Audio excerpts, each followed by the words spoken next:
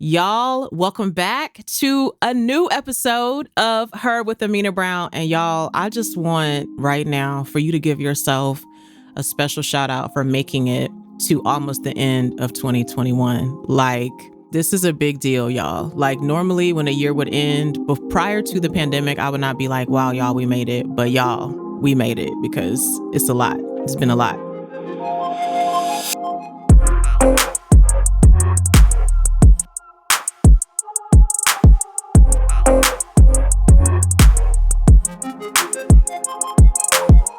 So we're here. And one of the things that we did last year to close 2020 that I was like, I think I want to bring this back is we had Kelundra Smith on here. Wonderful and fabulous writer. I always add additional things to your title, Kelundra. So I'm going to say what I think it is. And then you probably need to come back and be like, what is she talking about? And correct me. But whenever I'm telling people about you, I'm like, yes, Kelundra, arts, culture, critic, writer, journalist. I just throw some words together. Am I saying accurate things right now, Kelundra? Are those accurate words? You are saying accurate things. You could say storyteller extraordinaire. That's it. That's my favorite. I like the storyteller extraordinaire. Well, y'all welcome Kelundra Smith back to the podcast.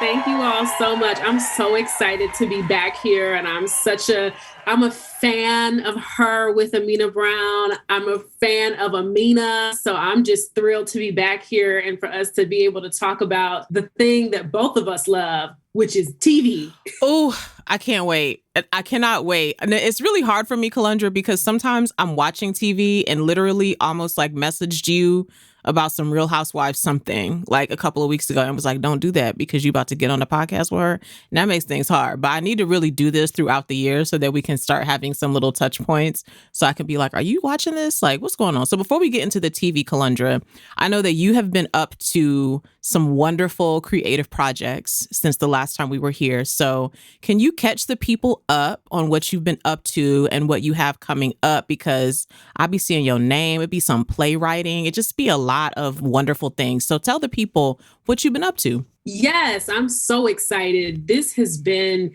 first of all, when you were talking about the pandemic and us making it felt that deeply. But what I will also say is that this period of time has allowed me the chance to expand my storytelling possibilities beyond working in marketing and communications, beyond working in journalism and criticism. I'm now adding playwriting onto that slate. And so I'm super excited because I was accepted into a program called Black Women Speak.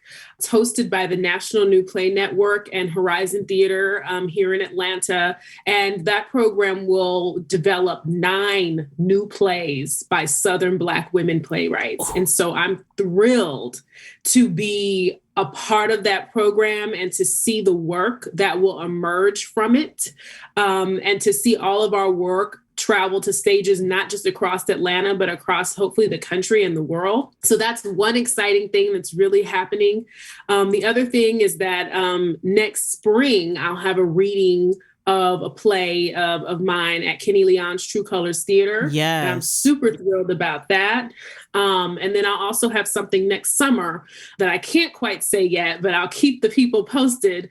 That'll be happening as well. So it's really, to me, truly been amazing to see what happens when God gives you an idea and you just walk it out, because that's really what it is for me. I never intended to write plays, but God gave me an idea and I sat down at the computer and, I'm still sitting down at the computer and it's just applying discipline and God's will together, will take you places you never thought you'd go.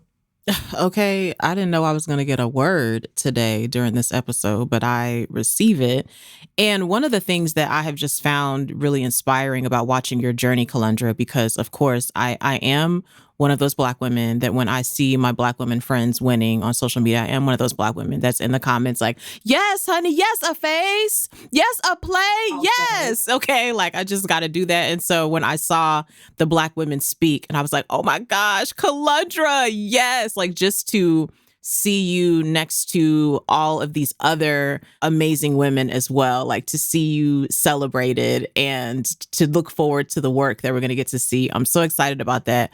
And I think the other thing for me that's so inspiring about it, Kelundra, is, shout out to any writers that are listening, but I think sometimes, and I'm sure this could be true for other creative work or for other industries even, but I feel like in writing sometimes it can be easy to sort of become pigeonholed in a way of like, oh, I write fiction and that's what I do. And to then become afraid to explore other genres of writing where you could still use that same skill, but in this different way. And I love that for you, that you have this amazing, communications and journalism experience, and now taking that into the world of playwriting. Like, does that feel like this wonderful creative challenge for you to get a chance to do that?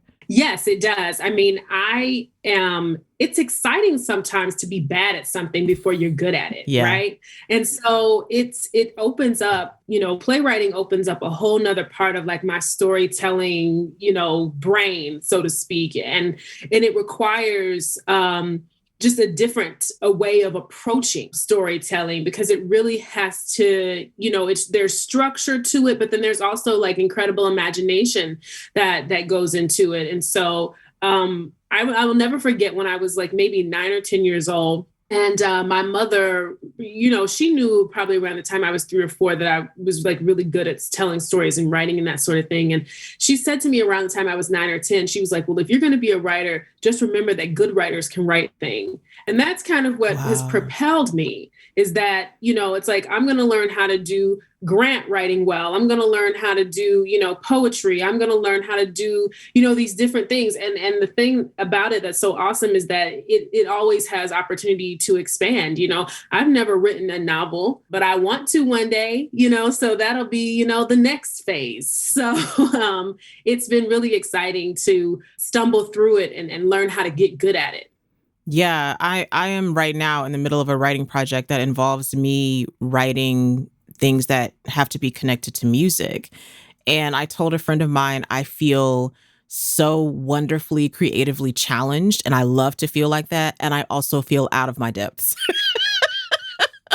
At the same time, I feel like, oh, I'm so glad I'm doing this. I love like learning new ways to write. And, you have to have such economy with your words when you're writing in sort of a songwriting mode. So there's half of me that's like, oh, yes, I love this. This is so great. And then there's half of me that's like, wait, what am I doing exactly? How does this work, y'all? I don't know. I mean, I write a bunch of poems that don't really rhyme, and a song like needs to rhyme, I think. I have a feeling that when we get a chance to hear and see the work that you're doing, it'll be like it's old hat for you. You have a way with the pen that is admirable to me. So I don't believe you at all. You're out of your depth of field. I think you're right where you're supposed to be. Well, now that I know we're both doing things that we're learning, I can be messaging you in between like, girl, let me tell you. Because there's a lot of moments to writing in general where you have like an idea in your mind, even when you know that portion of your craft very well. You have an idea in your mind and you sit down to write. And sometimes it takes a lot more drafting than you thought to actually see the idea you imagined. That first draft is like, this is terrible and my idea is brilliant. So something is a gap here between these two things. But like as a writer, I think in the genre you're familiar more with writing, you get used to that feeling. When I'm writing something that I'm not as familiar, it's almost like I felt myself freaking out like, I just remember that I don't know how this cake is supposed to taste exactly. And so we in the kitchen, but I don't know if it's too much vanilla. Like, I don't know what I'm doing here. Right. This could be a chocolate cake by the end. This could be a carrot cake by the end. I have no idea. I'm just here. I feel like as you're saying that, it's like you've been in my head as I'm writing an essay right now. And when you said like the idea in my head and what's on the paper are not matching, I feel that way right now with this essay. I just keep looking at this essay like the Google Doc will give me the answers. Like, please, Google Doc, Tell me something, because things are not Right. coming out like they're supposed to. Well, thankfully today, Kelundra, we are here to talk about the things that other people have written, which means we can laugh at them and we can celebrate them, and it don't have anything to do with what we have to put together. Bless our hearts today. So I'm excited to have you here to go over what has been, I believe, a wonderful year of TV, I have to say. I still can't tell, Kelundra, when we were talking last year this time, we were all sort of going through this period of time where even though we weren't technically on lockdown anymore, we were all very much, pretty much sequestered to our homes or in our little pods of the people that we knew. So I do feel like I was watching a lot more television in 2020 than I did this year. I have to say this year I had like more stuff to do, so I was a little more selective, but I still feel like the quality of television, and we will discuss how we're defining quality here in this episode, I feel has been really wonderful. So I want to start with this because it has been a wonderful year of the docuseries, and we talked about Tiger King last year because that was just... which as of this recording, Tiger King 2 is also on its way to us. And I want to say to y'all that I'm above it. And I want to say to y'all that, I'm not going to do that to my time, and that, I have scholarly books to read instead. And I would be lying to y'all because I'm going to watch every minute of that when it comes out. But you can tell me one, or if you couldn't narrow down to one, what were some of your favorite docuseries of this year? So, Amena, I too am not above it, but like in a worse way than Tiger King. I love what I call the scamumentary, the cultumentary form of docuseries. I don't know what it is in me that loves a good unpacking of a cult or a scam. But I'm here for it every time. I will watch every single one. And so can we talk about Lula Rich on Amazon Prime? Speak about it. Because I have several questions about how these people got so caught up over these ugly leggings. Wow. Like, I've never seen uglier prints in my whole entire life, Kelundra. And I'm not going to lie about it because as you know, and some of my listeners are familiar with this too, that I used to work a lot in very, very specifically white, conservative, evangelical environments, right? And I remember the wave of time that the white women in those environments were like, we live and die upon what is going on with these LuLaRoe leggings. And now that I've had a chance to see actually the prints, I was like, what's happening with these llamas? Like, are we cheeseburgers, llamas, sharks? It's just like it's like they threw the pasta at the backsplash, and whatever they could get digitally printed on a half a piece of fabric, they like invent to sell. And then what like killed me the most is like, they really like, there are women out there who are just like, LuLaRoe changed my life. And I'm just like, but how? Like, the math does not math right. Like, how are you selling $20 leggings and raking in a 6-figure income? Like, make it make sense. And then, as scamumentaries always do, it just, explodes when we find out that it's a pyramid scheme. Of course it is. Right. A pyramid scheme tied up in eugenics. I mean, it really has all the makings. Please, in eugenics. I can't. It has the makings of quality entertainment. I was hooked. I watched the whole thing in one sitting. I kid you not, Amena, I was supposed to go pick my elderly aunt up, and I missed it because I was watching Lula Rich.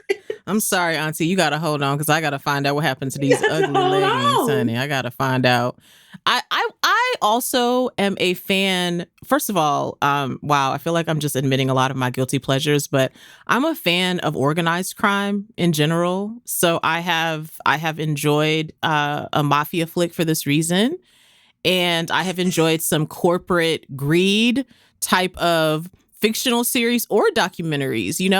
I'm like, if I'm going to have crime, if I was going to do crime, I'm not going to do crime. But if I was going to do crime, I would get involved in organized crime, because I would feel like, why should we be disorganized? Like, if we're going to go ahead and make illegal money, why should we be a mess? You know what I'm saying? And so these types of, to your term, scamumentaries really get in line with, you decided you were going to be involved in some organized crime. You were going to go ahead and do an organized scam situation. The people entering from the bottom thought they were coming into something super amazing, but here you are, organized and scamming. And I think the particular thing about the Lula Rich documentary that sent me, Kelundra, was the founding couple, actually agreeing to be interviewed for this. I don't know why that sent me. That was wild. This woman's large amount of hair. We're gonna get into some other hair in a minute, but this woman's hair, I was just like,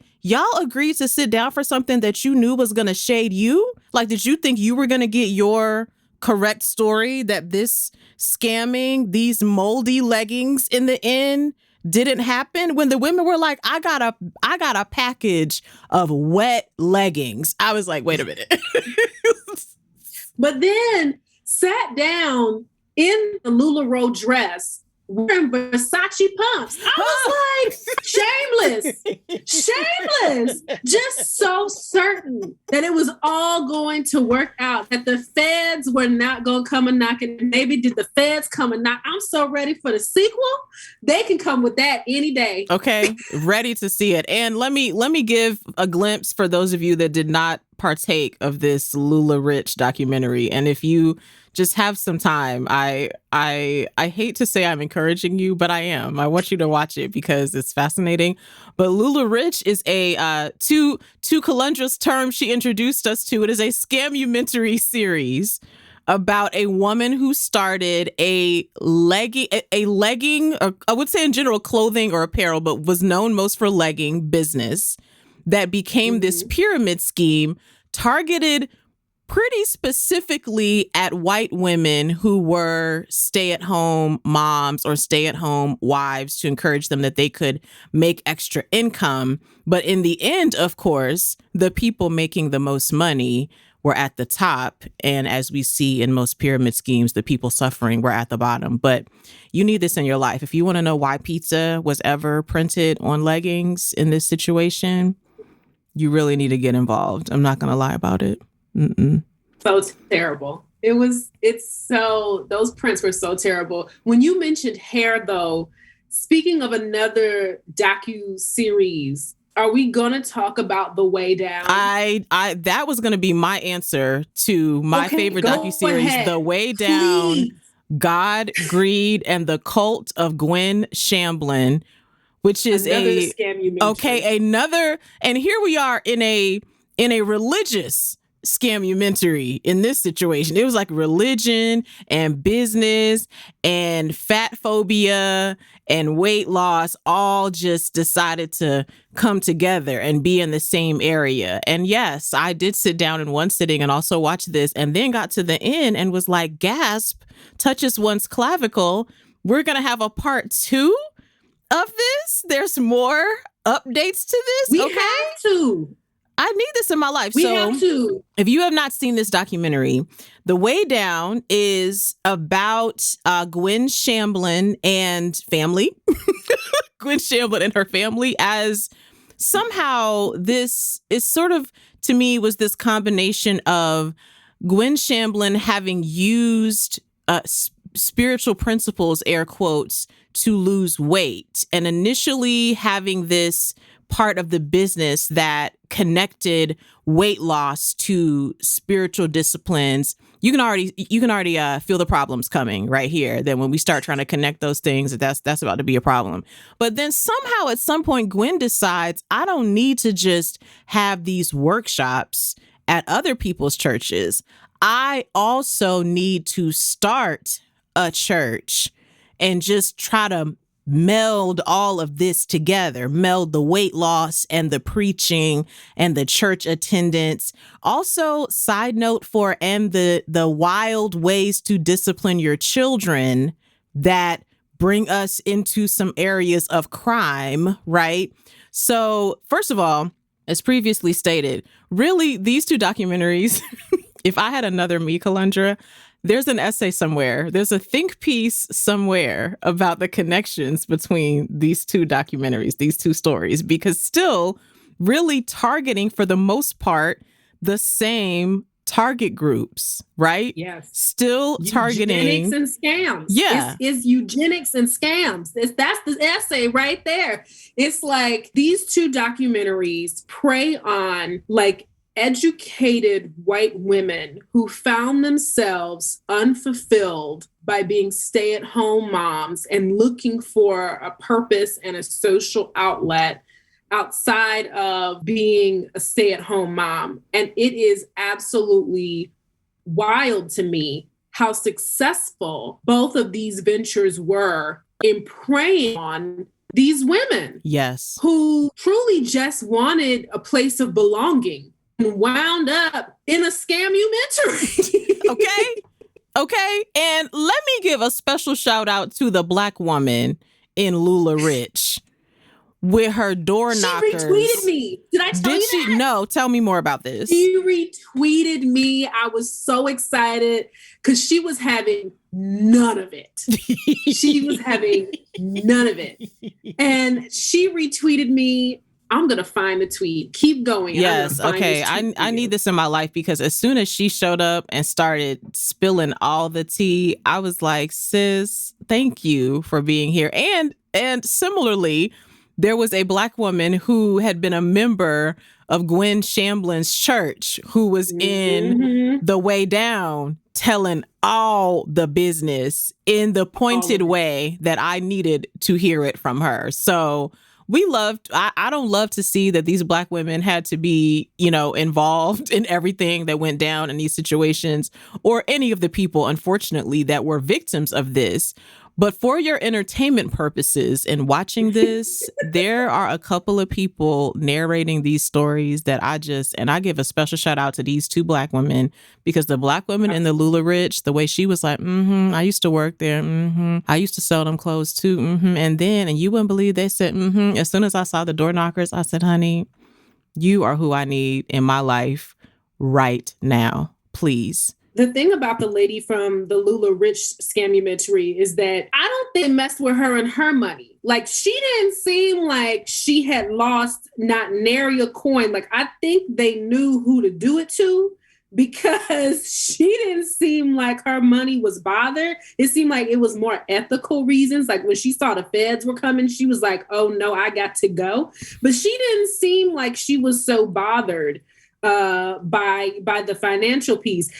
Like our sister in The Way Down. Now that it seemed like when they started coming for the families, that's when she was like, oh no, you got to go. And actually, I misspoke. It was our sister from The Way Down who retweeted me. Yes. And first of all, she's hilarious because her whole Twitter bio is, yes, that's where you know me from. And I just was like, I'm already here for you. Oh, when I tell you, I need that on a sweatshirt right now. Yes, that's where you know me from. Yes, that's where you know me from. Okay, and I hate to get involved in my Bicky voice, but if you don't know, now you know. Now period. You know. Period, sis. So oh my gosh, I'm here for that. Okay, let me switch genres here for us. We needed a lot of humor and comedy this year to continue surviving a pandemic, because we're still in a pandemic, everybody. Okay, what was your favorite funny show of 2021? What was one show? This could be a sitcom. We have some sketch comedy. We have some shows that I think were supposed to be dramedies, but still landed for me on the funny side of things. So what would be one of your favorite funny shows of the year? This was probably the hardest thing to choose for me, because there have been a lot of good things that have been funny this year. I will say the one I'm going to say out loud is what I love is I really, really deeply enjoyed Pause with Sam J on HBO Max. But I'm going to give an honorable mention to two other shows. Okay. And that's going to be Hacks, also on HBO. Okay, yes. Hilarious. Yes, I celebrate Hacks. It was amazing. Yes. And we're also going to give a honorable mention to this little Black adaptation of the Wonder Years. Okay. It is too funny. I need to speak about this with you. I need to speak about this, Kelundra, because I'm not going to lie that when I saw it, I was feeling a little bit some type of way. First of all, because I have a lot of like nostalgic feelings about the original Wonder Years. And then I was like, why can't we just have, you know, a period television show with Black people? Why does it have to be a readaptation? And then I'm going to have an honest moment that when I saw Lee Daniels' name on this, I had slight concerns because I haven't been a fan of Empire and I was not a fan of Star. So I was like, what's about to happen here, guys? Like, I just don't know. But I have to say, you know, I got to say that show, I love it. I love the show. I love the characters. I love the way that it's sort of like if we look at a certain period of history, it's like when we're studying that, whether that's in you know, a class or in even a documentary or something, it's like there are certain parts of that have to be glossed over, sometimes intentionally, but sometimes unintentionally, just because we can't cover all of the particulars of that time, all of the different layers of how people actually lived in that moment, right? And I love about this show, the layers to the mother's character in this new adaptation of the Wonder Years, this very feminist, womanist, sex positive Black woman sitting here in this family in the 60s. I love that because many of us can look at our families and say, oh, I had an aunt like that, you know, but you're not reading about my aunt or my cousin or whoever I was in my family. You're not reading about that in your history book, right? You're reading about the civil rights movement. You're reading about these things that were big historic moments, but you're not getting to read about this Black woman who had these porn magazines in the basement of the house. Like that episode when it was like, those porn magazines belong to the mother. I live. Everything. Yes. Everything. Original Wonder Years predated me, but I did go back and watch the original Wonder Years when I heard that this new one was coming out. And the original Wonder Years is quite funny and it's charming and it's lovely. And it's so appropriate for the time period and very bold to be reflecting on the 1960s and the 1980s when it did. What I love about this new version, though, is that it shows kind of how the other half was living, so to speak. Right. It's like a Black family in Montgomery, Alabama, and we have little Dean living through school integration and having to adjust to go into a new school after his all-Black school has been shut down. We're seeing the burgeoning of the women's rights movement, as you were alluding to. Through the mother, the episode with the mom at work had so much resonance and shows you so much of what women go through in the workplace, how, you know, the baseball coach, Dean's baseball coach, who is also a friend of the family, works at the Department of the Treasury, which that was so hilarious when we learned that's where the mom works. when Dean's like, Mom didn't do anything important. Like, not your mom working at the Department of the Treasury, bro. When we see how mom is taking her lunch alone because she's not a part of the boys club and she can't fraternize with like the young white women who are the secretaries, so kind of in this place of isolation. You know, then there's an episode, which I don't want to spoil, where they, a recent episode where they go camping. I screamed the whole time because Amena, was a Girl Scout. And I remember my camping trip, and it went something like this camping trip in the Wonder Years.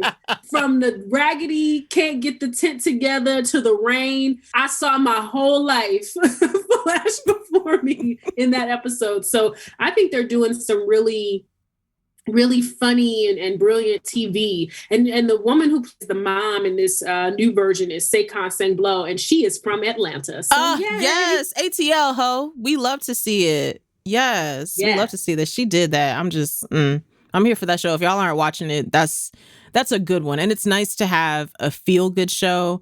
And I especially love to have a feel-good show around this wonderful Black family. Like, I love it. And it's opposite of the very adult Pause with Sam J, though, which was like my official pick.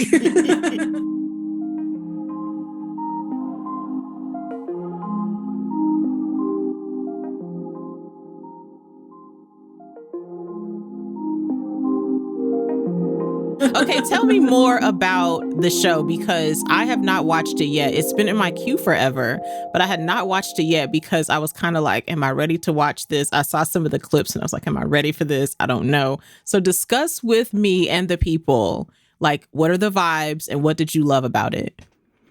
Sure. So for people who don't know, Sam J is a queer Black comedian out of Boston. And if you have not watched her stand-up special She's on hilarious. Netflix, you absolutely should. She's hilarious. You are not ready to laugh this hard. Okay. But she has a series, HBO Max, called Pause with Sam J, that is basically like her and like her homies from the industry in her house in the hills, kind of like having a kickback.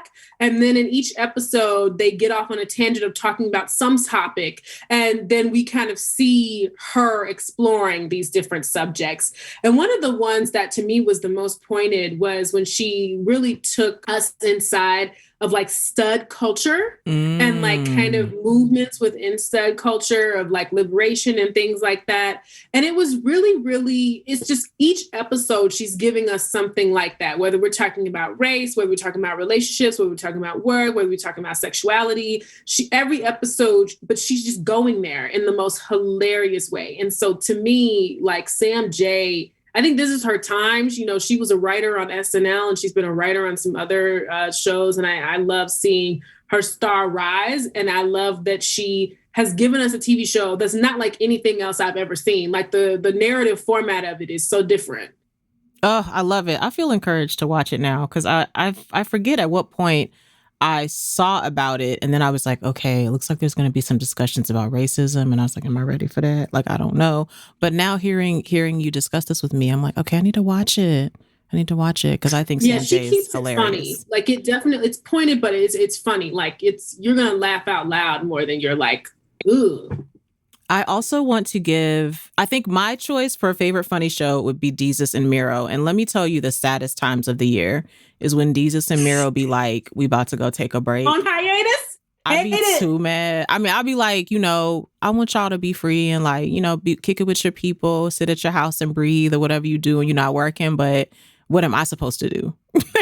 Like, what am I supposed to do? Also, yeah, I share this sentiment. Why you leave me here? First of all, the different like news things that they respond to on the show really be sending me some of the people that they have brought to the forefront, this news anchor that they love Maurice so much. Dubois. Yes. I'm like, I would never even know who Maurice Dubois was, but here we are. I did not grow up anywhere where "yer" was a greeting, and yet here I am. As soon as they come on TV, okay, like I'm gonna be scared to say it if I actually go to New York. You know, I'm be like, you don't say it when you there unless you from there. You don't get that. That's a privilege. You don't get to do that.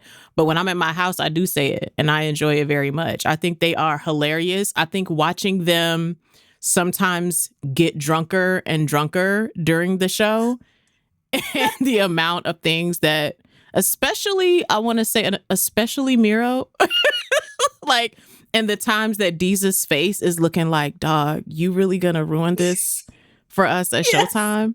Talking crazy on here? Like, dog, what are you doing? And then the interviews, the times that people are laughing so hard at them that they can't even like answer the questions or promote whatever it was they were supposed to promote. Okay. I was like, y'all are on here. Y'all got Kelly Rowland laughing so hard.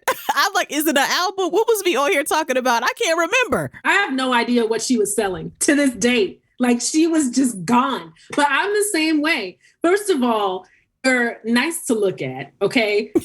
Mero is married, but Desus is not. And so if he listens to her with Amena Brown, please slide in my DMs. Desus, we know you listening. It's a DM available for you, Desus, okay? Mm-hmm. Mm-hmm. So they're good to look at. But also the thing about them is that when you were talking about the types of things they respond to, they are not a regurgitation of every other late night show, which I love. Like Desus and Mero had this one story. There was like some goats got loose in this neighborhood. And when I say I screamed, I was like, where do y'all even find this? Like, who is the person that is like scouring back doors of the internet to try to find this content for you all to talk about? Like the stories that they talk about are so funny, but I also love how purposefully but not over, they're not like, they don't beat you over the head with it. Like they end each show saying, you know, put on your mask, Black Lives Matter. Yeah. They also, in who they put on the show, in the conversations they have, like when they stumble and they may say something that may be prejudiced or maybe homophobic, that may be misconstrued as homophobic, they like correct each other in a loving way, like while it's recording. And they don't tell their, you know, people to edit it out. They say like, leave that in. Like they use their show as a demonstration for how to like bring in levity and love into situations, which I really love, but they're doing it in such a like subtle way. And you're just laughing the whole time. And I mean, also shout out to whoever their wardrobe stylist is, because when I say they are fresh, episode after episode, I get so, like the kicks are so fresh. It's almost upsetting to me, like the way it's coordinating between the kicks and the jeans or pants, whatever. Mero with the sweatshirt. Who is making sure that Desus' beard glistens like this? Like that's also upsetting for me. I'm like, is it oil sheen? Like, tell us the secrets. We don't know. Tracy Ellis Ross, every time they have her on, she just goes to his beard like this. She just like does it. And I'm just like, me too, Tracy. Like, how does it work? Like, yes, I love me some Desus and Mero. And I agree, whenever they go on hiatus, I'm like, listen, I know y'all have lives and families and things, but like, also I need you. Okay, because I don't want to watch nobody else really except for y'all. Like, if I'm like, I was trying to respect that this was twice a week, that this was a late night show on twice a week. And I had to just be like, Amena, you know, the people need to have time to breathe and just be, you know, Black and people of color, you know, in America. They don't need to be here 5 nights a week. I had to give myself a talk, Kelundra, because I'm like, I have to accept I'm only going to get 2 nights a week of this. And then y'all go on a long hiatus and things happen in the news. And I'm like, where is Desus and Mero to discuss this with me? Where y'all at? Like, y'all just at your house? You on vacation? What you doing, dog? What are we supposed to do during this time? I agree. But I will say, if you have not, on their YouTube channel, if you watch their warm-ups, which are not aired on the TV. Oh wait a minute. God. See, you about to put me on now. Get ready to scream. The warm-ups are fantastic. And you hear like producer Julia. Oh, I love Julia so much. I'm here for it. Like, please, whenever she's like, guys, she has these little questions. And when she laughs, when they make her laugh and you can hear her laughing on there, that gives me a lot of joy as well. Lots of joy. Yes. Special shout out to Desus and Mero, my favorite late night show. We also just very quickly need to discuss Black Lady Sketch Show, because I enjoy this show very much. I enjoyed the first season. And then it was like we went into the second season this year and kind of had a switch up of writers as well as actors, comedians on the show. So I would love to hear your thoughts, what you felt now that we are in the sophomore season of Black Lady Sketch Show. I love everything. I'm here for it. First of all, I love Black Lady Sketch Show because I love that it kind of debunks this idea that Black women can't be funny. Okay. You know, so often we're depicted as like serious and angry and all of these things. And like, that show is silly. Like, there is no serious about it. Like, the way that they do the sketches is just so smart. It's because they don't try to make it make sense for you. Like in this second season, and even in the first one, like, we're counting down to some event. We may or may not be in this post-apocalyptic world. And then like in between, there are like these sketches that are like, there's like a gang that dresses in pink and has like maternity leave policy votes. We have like a friend who's like the yes queen girl who like the whole building's on fire and she's still going, yes, fire extinguisher, yes. Like, then we have like a tired twerk in the club with Miguel. Yes. Like it's just nonsense. And I'm here for all of it. I love a Black lady sketch show. It was so great. It was so great. And I feel like shout out to Robin Thede, and thank you, Robin, for letting us know how to say your last name, because I had a lot of questions. Like, I was like, I'm not sure. So thank you for that tweet where she was like, Thede. She was like, even though y'all want to call me Robin Thede, that's not it. Thank you, Robin, because I didn't know. But I want to give a shout out to her because I feel like when we think about sketch comedy shows, obviously, you know, there's this pedestal for SNL. And not that that is not in some ways warranted, but we have known SNL to be an environment that has not been great for Black women, has not been great for Black comedians, just really has not been great for non-white, non-straight, you know, writers and comedians in a lot of ways. They have had to be embarrassed into sort of diversifying their writers and, you know, comedians, right? So I want to give a shout out to Robin Thede for being like, we don't have to keep knocking on the door if you don't want us. Like, it's a table here that we can build for ourselves, that we can make these Easter egg, you know, sketches full of all this comedy that, like, there are some times they'll do a sketch that I'd be like, oh my gosh, that's a Black girl thing. Yes. Like, they just put it in there and you're like the whole sketch with featuring Omarion. As long as Omarion was in the sketch, I was just like, oh, there's so many things here that are quintessentially Black girl and Black woman that are there without apology and without explanation. And so shout out to Black Lady Sketch Show. If y'all haven't watched it, you need to. It's amazing. It's great. Yes, that's how I learned I was basic from season 1. I was like, wow, Angela Bassett really had to come and be in a sketch on this show to let me know, because I don't be having lashes, because I'll be wearing flat. Like, I was like, say one more thing that I'm doing. I'm basic. I am basic. I have to own up to it. She said, I don't want to be a bad bitch all the time. When she was like, I want to wear flats. I want to just not have to wear lashes. I was like, okay, all these things she listed. I literally called my sister and was like, am I basic? Like, did you watch Black Lady Sketch Show and am I basic? And my sister being quiet, which meant basically she was like, yeah.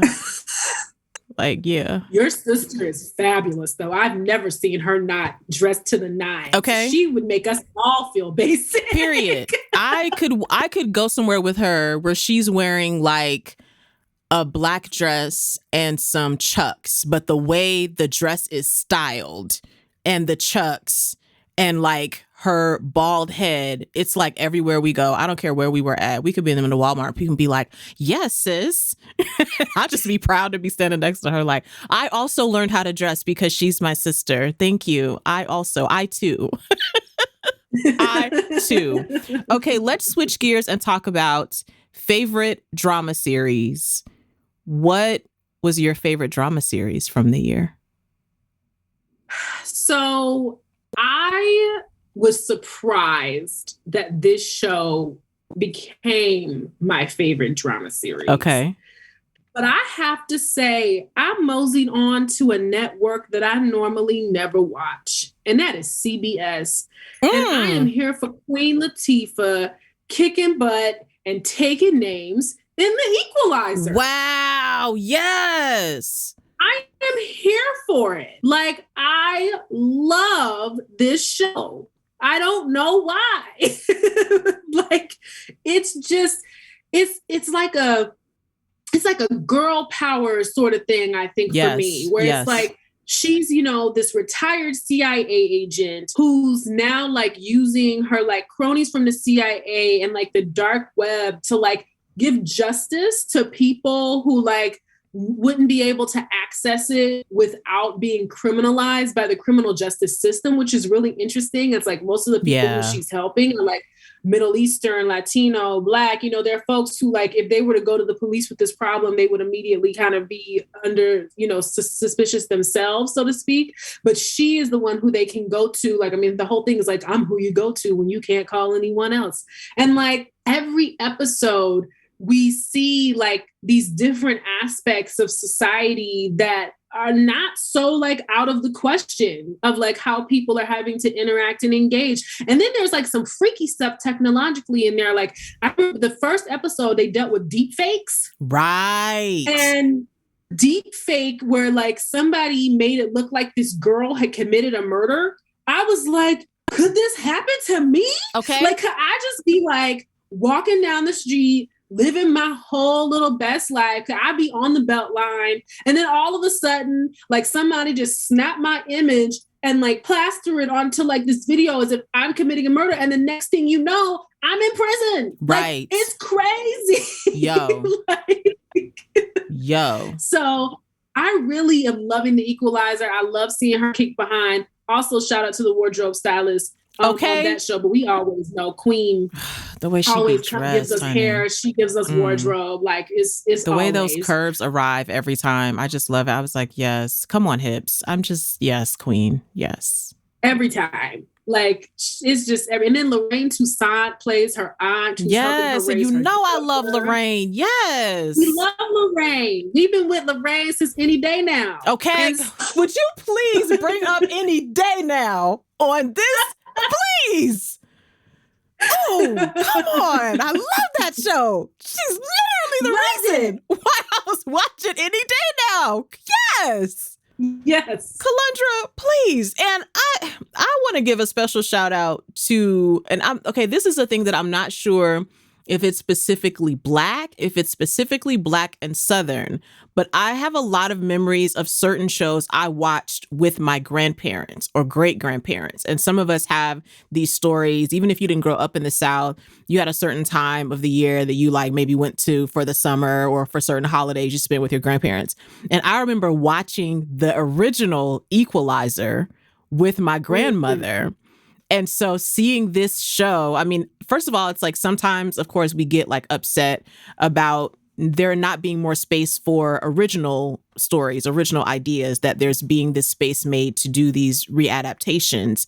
And I do think sometimes, there is something to that, that we want to be able to see these like original stories also. But sometimes there is some nostalgia to seeing that readaptation and to think, here I was, this little Black girl in North Carolina, watching this white man as the Equalizer, on the original show, at 6 or 7 years old. And now here I am, like a grown woman, getting to see Queen Latifah play that character now is wonderful to me. Like, I love it. That was a great mention there. Let me just do a quick honorable mention. Yes. To Delilah on OWN. Okay, please.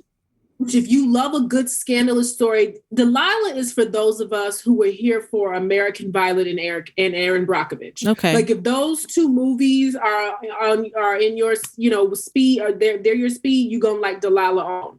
And then the other one I have to give like a quick shout out to is I really still love me some New Amsterdam on NBC. I love a medical drama. I don't know why. Go ahead, Amena. I just had to get that in there. No, these are some good honorable mentions. I ain't gonna lie about it. I chose as my favorite drama series Impeachment on FX. Shout out to producer Monica Lewinsky letting these people know, executive producer Monica Lewinsky letting these people know that she done had enough of y'all telling a story and getting to paint yourselves the way you want to. I'm going to executive produce the series, and it's so much tea. I don't know where y'all from. If y'all drink Milos, like, I don't know. But down here, if you don't make the sweet tea at your own house, you go to the store and you get you get the gallon of Milos. That's just how it is down here. And the way Monica pulled up with a truck of Milos for the people and was just like, somebody asked for the tea.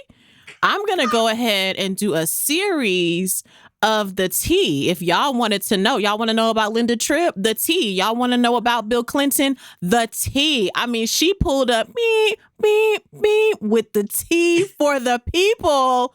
And I am just like enraptured watching this unfold. Like I wasn't alive when I was actually watching it on the news. Like I'm really looking like this thing really got me like, it got me to the point, Kelundra.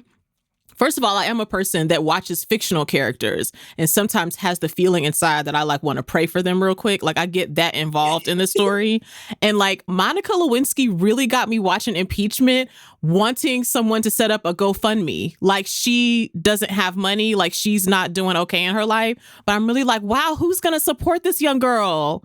Who is going to give this young girl the resource to move on after the way they did her? Like, y'all, I am very involved in this thing that's based on history. And we already know how it turned out. But yo.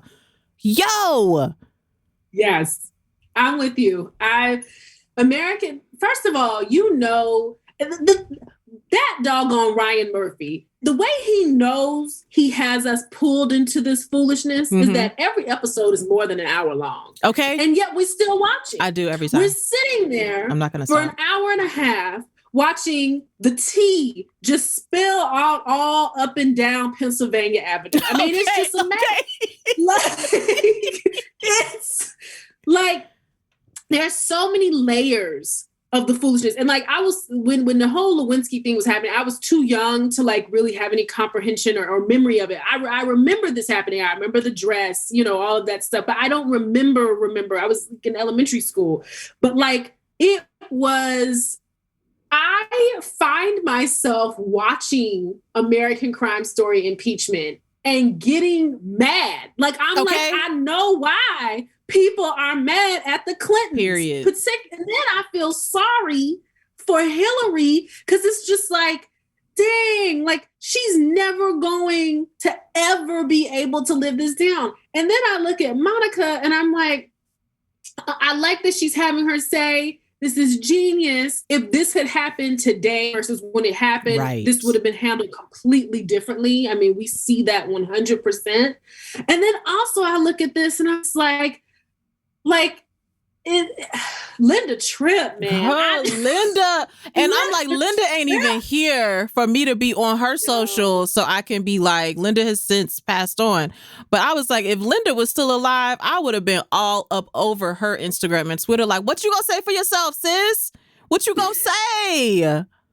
She manipulated Monica for her own,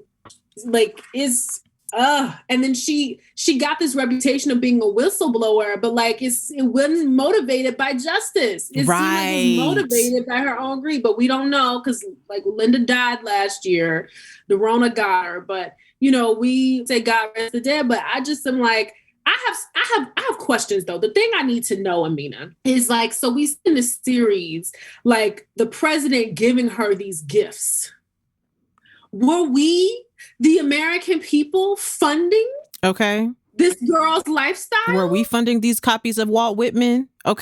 These tote bags? Were we funding, but also the apartment she lived in was just fabulous. And so I'm just like, something isn't adding, the math ain't mathing right, as they say. And so I'm like, were we, the tax-paying American public, funding that? I have more questions need to know. I would like a retrial so that I can cross-examine. I want to get, this is the most recent episode without spoiling, but there's a moment where, Linda Tripp and Monica Lewinsky both have to face a jury for the perjury. I think this was I think this was connected to the Paula Jones, which was leading up to the impeachment, right?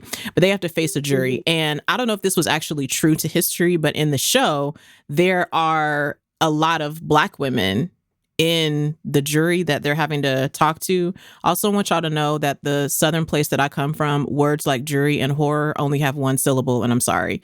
So anyways, I can't y'all be like horror. I don't. It's whore. Whore, WHORE, and HORROR are the same word, and talk to your mama about it. Also, jury and jeweler, same. I don't know. Y'all need it's some W's, some R's. Talk to your mama about it. Anyways, there are Black women in the jury, like giving true and good Black woman like WTF face, especially as Monica is describing this, the way she was manipulated in the situation. And then when Linda Tripp comes in and Linda's like thinking that she's the righteous one. She's like, I'm the one who's telling all the truth. These Black women like, but why did you do that, Linda?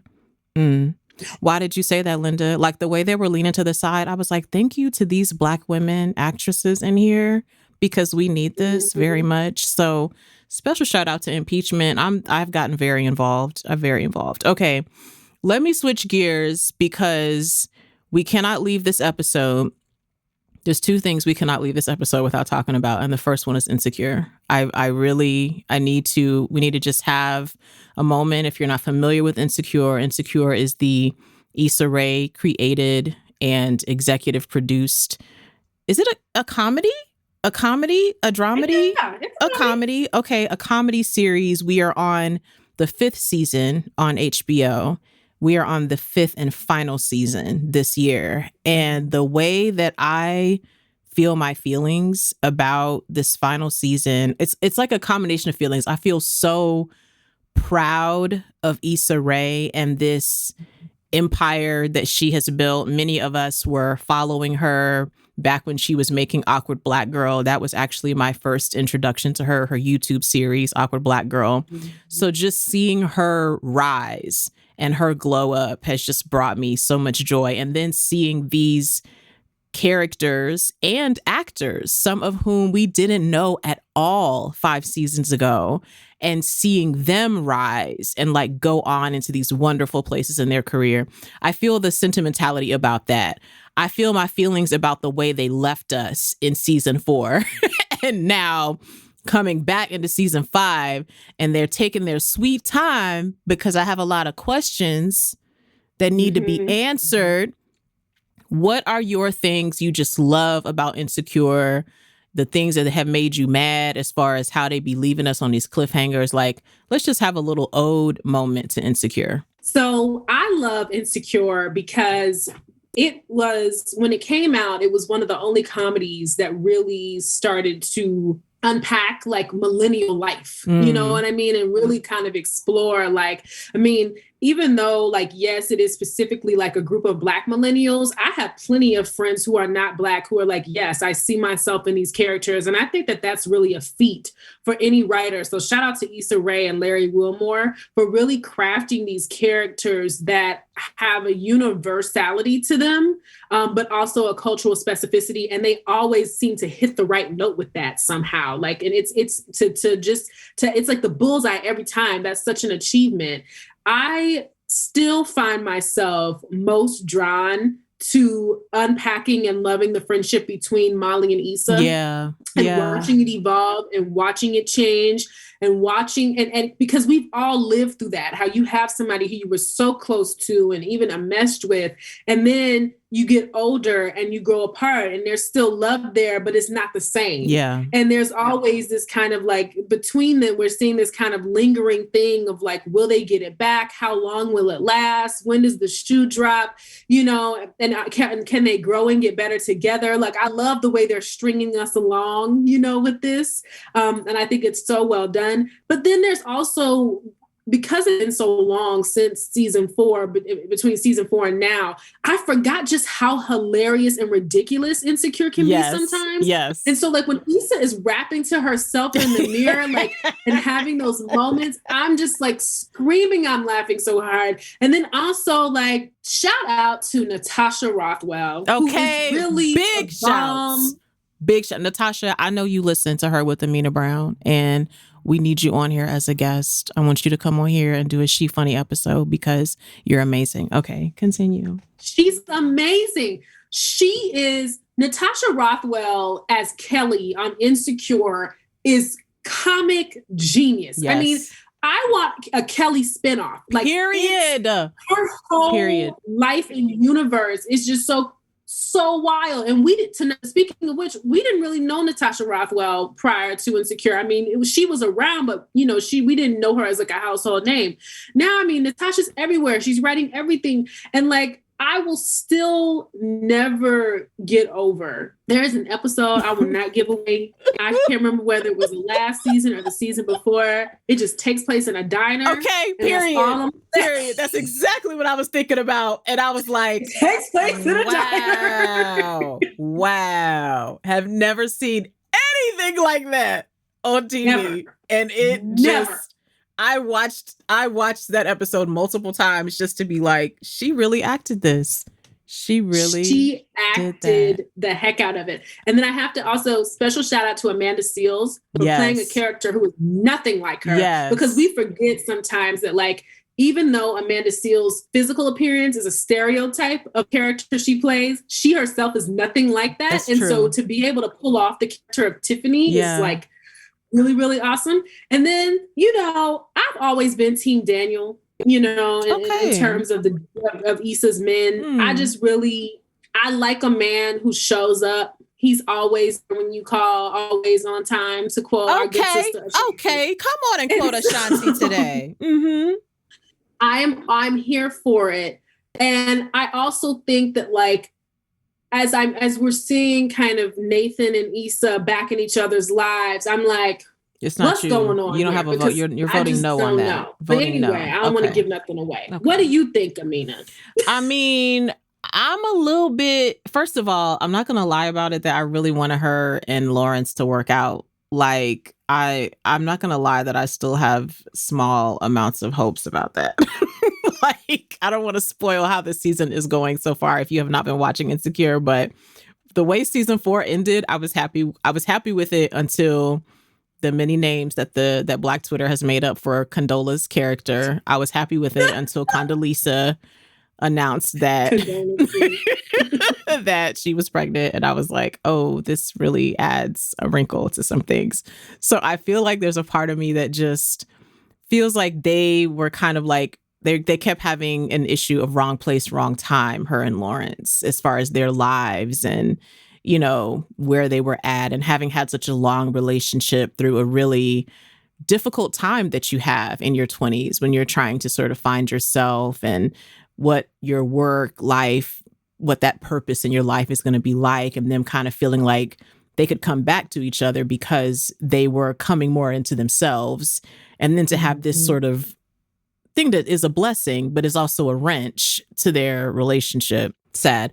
So if that ain't gonna be, then I kind of am curious about Nathan, just because I felt like he brought out this like different side of Issa. I mean, there's the scene when they were like doing the tour through LA and went and did the little, skinny dip in the pool together. I was kind of like, look at him, like bringing out this little adventurous side, encouraging her to start, her block party situation. So I think I might be Team Nathan on that, but maybe I need to now be texting you on Sundays after these episodes come on, because I feel like I'm sitting in my house like yelling and having a lot of like feelings and then not having anyone to speak to about it.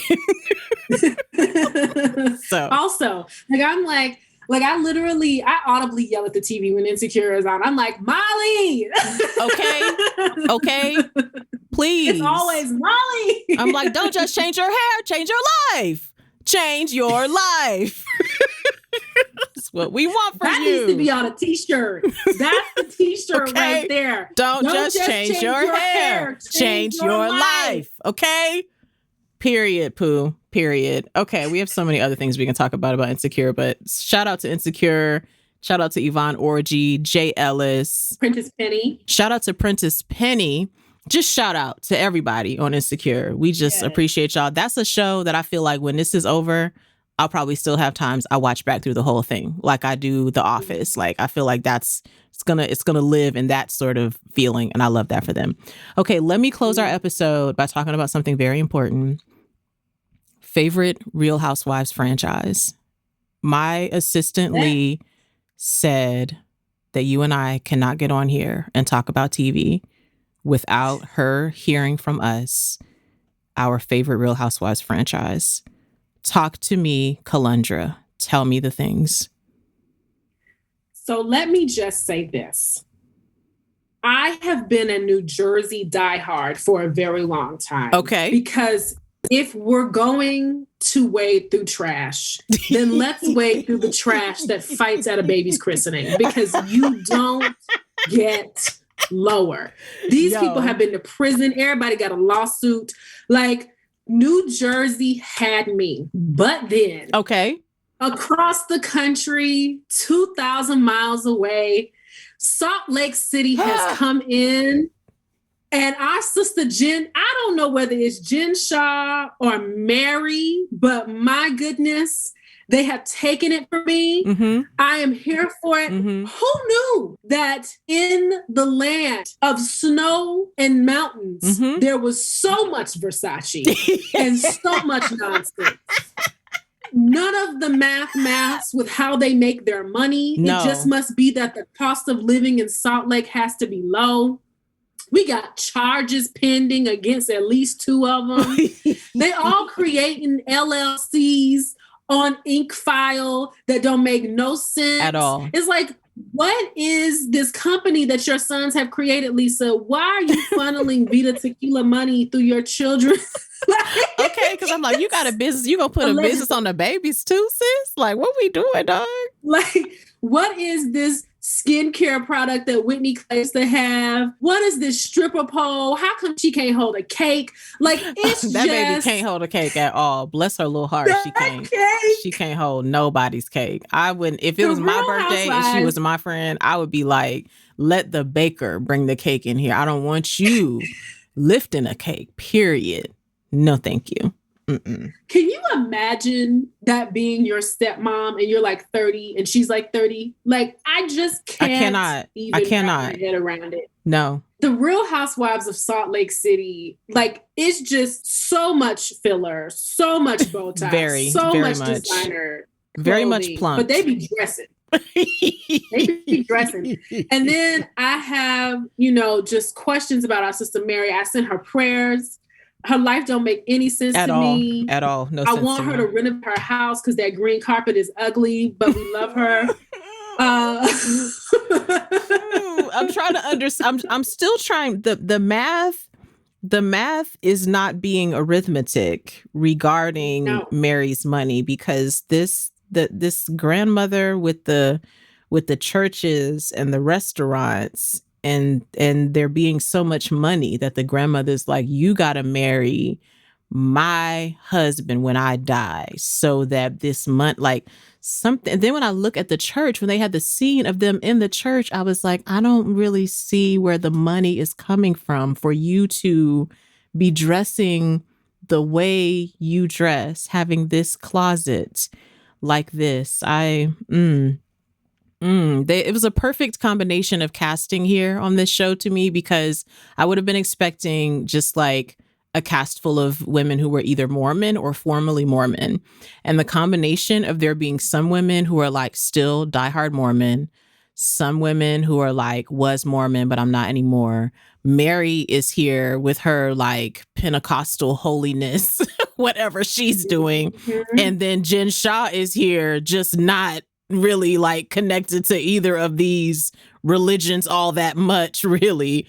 And I'm just, it was the perfect combination bringing those two together. And this season right here, just leaving me hanging on, is Jen Shaw getting arrested on camera? Like, I'm literally watching every week to be like, what's happening? I have special shout out to that. I thought it was going to be boring. It's totally been the best. No, they have brought the heat. And let me just say that Whitney need to leave Lisa alone. Okay. Go find you some business and get out of Lisa's. Because it's wearing me out. I'm worn out. I'm worn out by it. It's like, leave Lisa alone. If she's as mean as y'all say she is, it will show on camera, but I hadn't seen it yet. Okay, and then other people walk up and they be like, you're the best, Lisa. I'm so glad to know you. And I'm like, I need some proof out here. I mean, we need, like when Real Housewives of Atlanta had like the Bolo incident, and we had like the little camera that was still left in the house after the crew left. Like, y'all need one of those. If this is really Lisa, then I need her on that grainy black and white GoPro that y'all left somewhere, so that I can be like, I need to hear the audio even if I don't see the video. Like, I need some proof. Okay, my choice I mean, equally Salt Lake City, honestly, but I have to give a shout out to Real Housewives of Potomac right now. I have to, and I feel some type of way because Real Housewives of Atlanta was my entry into the franchise. And I never would have thought I would say Salt Lake City and Potomac are better shows than Real Housewives of Atlanta. Like, I feel like whatever, as of this recording, Real Housewives of Atlanta is in turmoil regarding casting. I think they have just begun filming as of this recording, and some new cast members and some old cast members back and somebody getting peaches that didn't have a peach before. And I'm like, y'all really have a lot to prove to me. Like, you could not have told me that Giselle and Candace and Robin and Karen Huger, the Grand Dame, you could not have told me that these characters from Potomac would outshine Real Housewives of Atlanta. I unfortunately live for how Candace cannot control her mouth in these situations. It's like once she hits a level of like she done got mad, she can't bring it back. Her husband trying to bring it back and she cussing him out while he's picking her up by the waist to carry her out somewhere. Mia and her husband G are just taking me all the way out. G on brown liquor should never be filmed by anyone. Like, when he got the liquor in him, I was like, are you licking your tongue out at Karen? Like, what are you doing, dog? But I appreciate about Mia and G that, like, when the other ladies try to shade them about how they met or about what Mia was doing, that she, whatever she termed what she was doing, she was exotic dancing, she was exotic bartending, whatever she said she was doing. I love how when the people try to shade them, that they just own right up to it, which kind of takes the venom out of it. She's like, yeah, maybe I was near a pole. Oh, well, anyways, I'm here now with my little businesses. So say what you want to say. I live for this every week. Let me tell you something about Wendy Osefo, because I don't know what husband Eddie. I'm not sure what this booty and these titties brought to Wendy, but this is not the same Wendy from before she had these titties and this booty. And look, you know, it ain't no shade. If that baby want to have that booty and them titties, she welcome to have it. But whatever happened to her when she was up under that anesthesia, somebody else came out from that, because she be saying she gonna be Zen Win on the TV show, but the next scene, she is the opposite of Zen Win. She is turning up on these people, and like, it's such a filthy read. Like, when she read Giselle in one of the most recent episodes, she thought Giselle was, not just thought, when Giselle was like talking down her husband, the way she read Giselle, I was like, this is beyond like reading Giselle's outfits. Like, if I was Giselle, I really need a moment to myself to contemplate my life. Like, oh my gosh. Giselle stay getting read though. She get read. She get a good read about twice a season. And it's because it's true.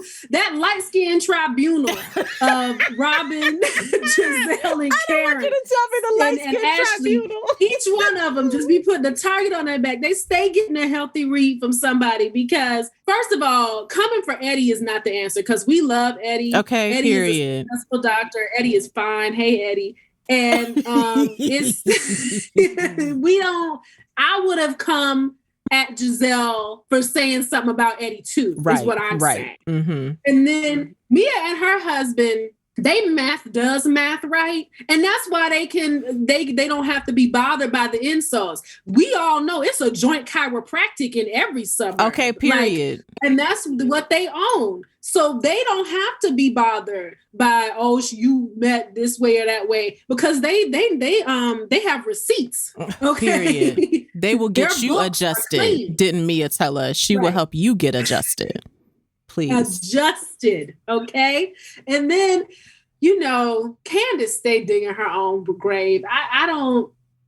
I'd be trying to feel for Candace, but I can't. Like, she don't make it easy on us. She don't make it easy on us. Even after everything, spoiler alerts if you haven't seen the previous season, but even after everything that happened with her and Monique, I was like, here you go. We in a new season and you starting to use your mouth the same way. And like, if you gonna use it against Mia, Like, I think Mia is bigger and stronger. Like, you in the ring with Mia, like, you're going to see what The Rock is cooking. You know what I'm saying? Like, Mia, you don't want that. Like, you little bitty, like, literally this big, sis. Like, you don't want it. Mia could really, like, accidentally hit you, and that's all. No, Mia's left titty is bigger than all of Candace.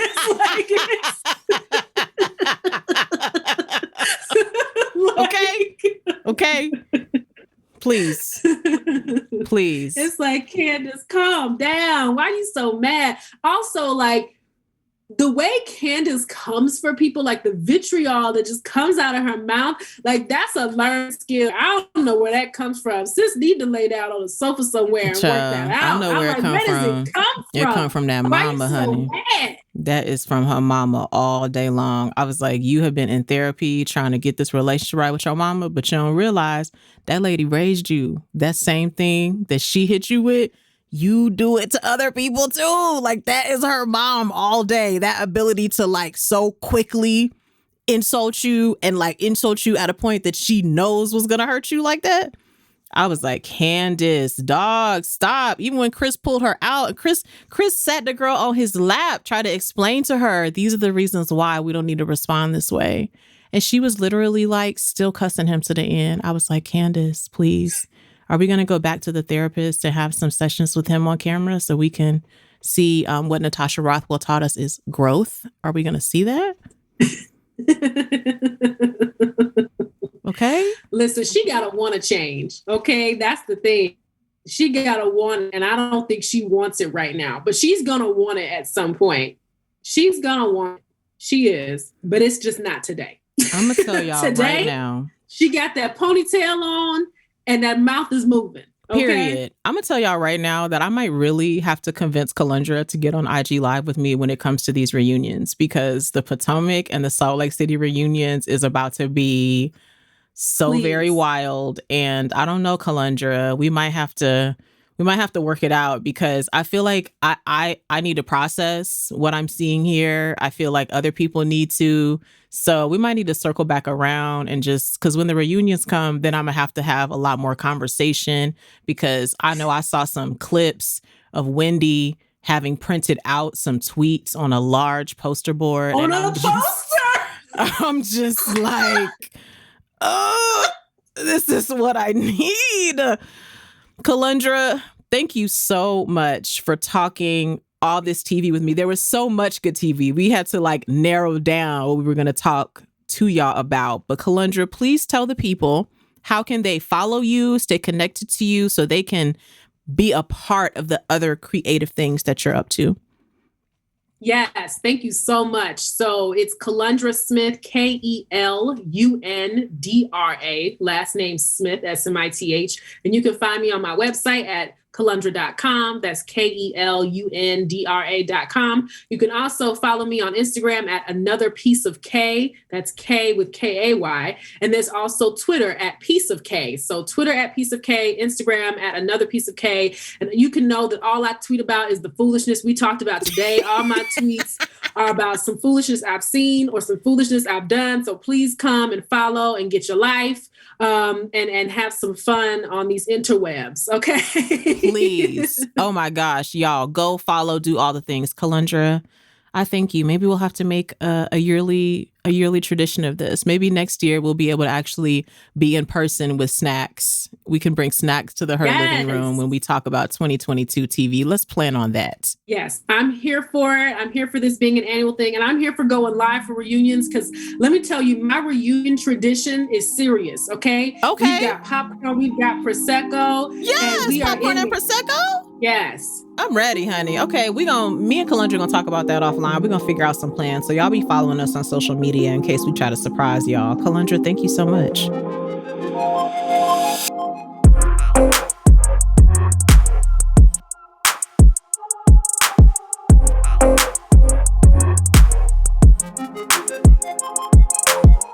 Her with Amena Brown is produced by Matt Owen for Soul Graffiti Productions as a part of the Seneca Women Podcast Network in partnership with iHeartRadio. Thanks for listening, and don't forget to subscribe, rate, and review the podcast.